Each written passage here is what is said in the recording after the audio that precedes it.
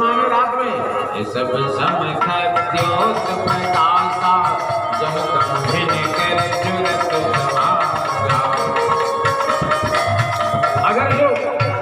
अगर जो सही बात बताने वाला है उसको कोई पूछने वाला नहीं है। अब उसके साथ 10-20 बॉडीगार्ड चल रहे हैं, उसकी कथा लेने के लिए चाहे 20 लाख लग रहा हो बुला रहा है। और जान लीजिए, अगर जो कथा तय करके आता है उसकी कथा सुनने वाला 28 मिनट में गिरता है और सुनाने वाला तो 30 मिनट में जाएगा। छोड़िए, ये प्रमाण देखिए। बोले बेचे ही वेद धर्म तुहिले ही संदेह।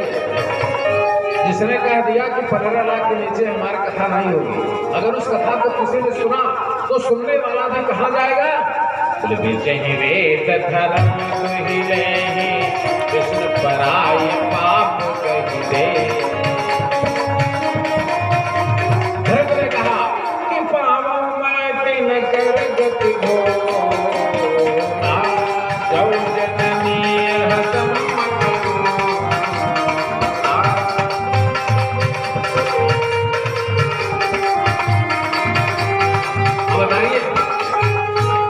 जिसकी फैक्ट्रियां लगी हैं, जिसकी फैक्ट्री चल रही है, अगर वो कथा सुनाएगा तो कितना उसको लोग ग्रहण करेंगे, बात नहीं समझ।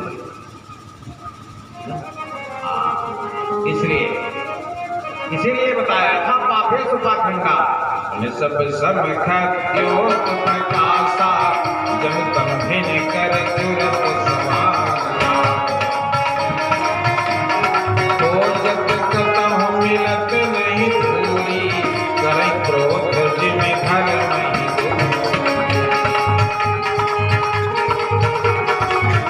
लोक संख्या परजन्यवन नद श्रोत्वा। सुखदेव जी ने कहा, परीक्षित, आकाश से बादलों से जो पानी बरसता है उसकी आवाज को सुनकर सरोवर के चारों तरफ से मेढक निकल आते हैं। पूर्व पश्चिम उत्तर दक्षिण चारों तरफ मेढक बैठ जाते हैं। परजन्यों निरगत श्रोत्वा मंडुकान गिरयो गिरह।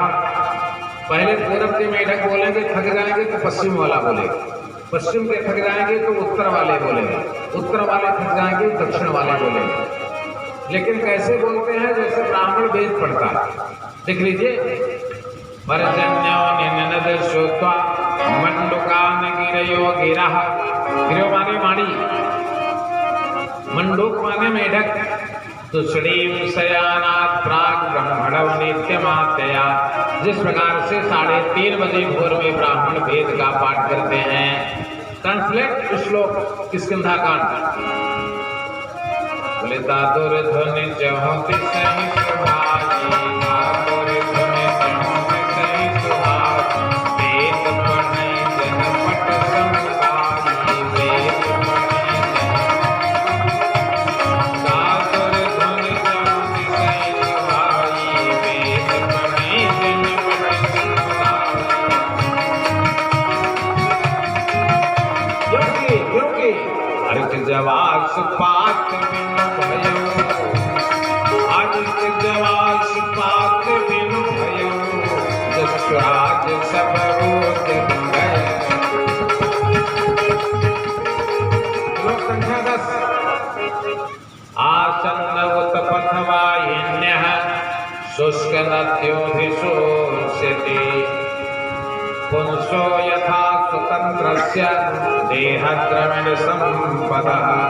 काहे प्यारे परीक्षित, आषाढ़ और जेठ के महीने में जिन नदियों में दर्रा फूट गया था, यानी एक बूंद पानी नहीं था, वही आषाढ़ के लगते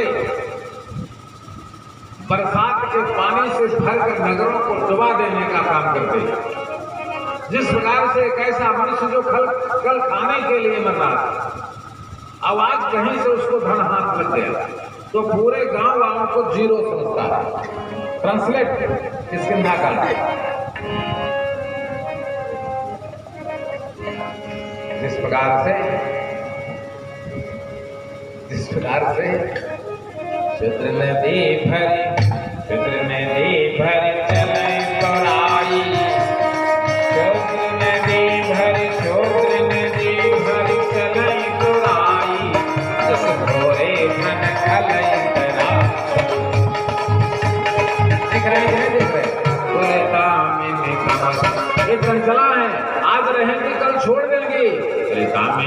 करहन घन माही, दामिन कम करहन घन माही, खल के प्रेत यथा सिर नाही।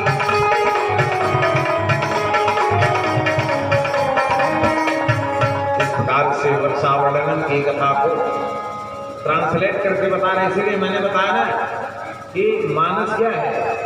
मानस सभी पुराण और वेदों की गाइड है। नाना पुराण निगमागम सम्मतम यद रामायणे निगदितम कुछ भी। भागवत के 18,000 श्लोकों में ऐसा कोई श्लोक नहीं है जिसका ट्रांसलेट रामचरितमानस में नहीं है। लेकिन ये वही समझ पाएगा। वक्ता के अंदर 5 कंडीशन होनी चाहिए। क्या क्या? कौन पूरे पुराणों को कौन मानस से ट्रांसलेट कर सकता है? वक्ता के 5 स्रोत होने चाहिए। पहला, वक्ता को इतिहास, वेद, पुराण, शास्त्र समस्त का ज्ञान होना चाहिए, नंबर 1। नंबर 2, वक्ता को सोना चांदी, दूसरे का पैसा, द्रव्य, मिट्टी के समान समझना चाहिए। नंबर 3, वक्ता को संसार की समस्त स्त्री सत्ता को मातृवत भासना चाहिए। नंबर 4, वक्ता को संसार में ब्राह्मण, क्षत्रिय, वैश्य, शूद्र में कोई भेद नहीं देखना चाहिए। बात समझ गए? नंबर 5, वक्ता को मंच पर बैठने के पहले किसी देवी देवता की इष्ट सिद्धि प्राप्त कर लेनी चाहिए, क्योंकि हमारे पास हथियार नहीं है। अगर कोई धर्म का खंडन करेगा तो सवेरे का सूर्य नहीं देखेगा। बात समझ गए कि नहीं समझ गए? ये वक्ता के 5 लक्षण होने जरूरी होते। और कब वक्ता जो है वो समस्त अपने नियमों, संसार में जितने प्राकृतिक नियम बनाए गए हैं उनका पालन करेगा, और तब किसी को कथा सुनाएगा तो कथा सुनने वाली कथा सुनाएगा। और जब वक्ता खुद नहीं पालन कर रहे हैं, सुनने वाला कहां तक पालन करेगा बताओ?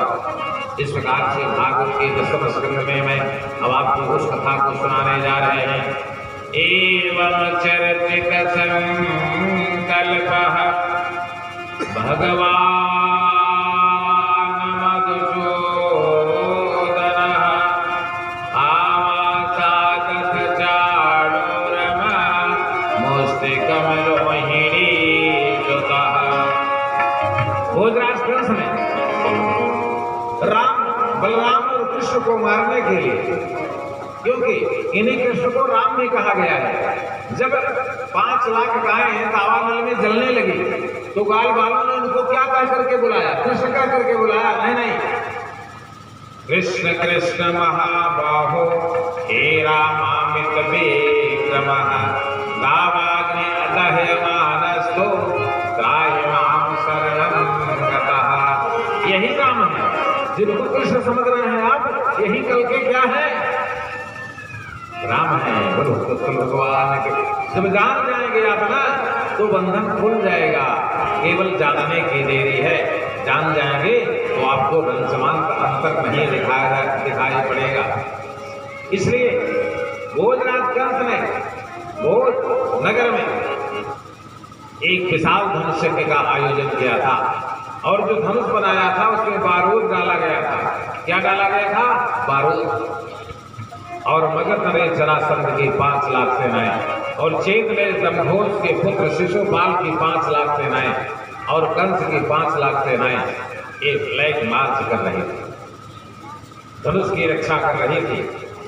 गांधी नंदन अक्रूर को भेजकर भगवान को ब्रजमंडल से बुलवाता है कंस कि मेरे भांजों, निवेदन है, आप आदरणीय हैं, आप वंदनीय हैं, आप इस धनुष के महोत्सव को देखने के लिए अवश्य पधारेंगे, ऐसी हमारी कामना है।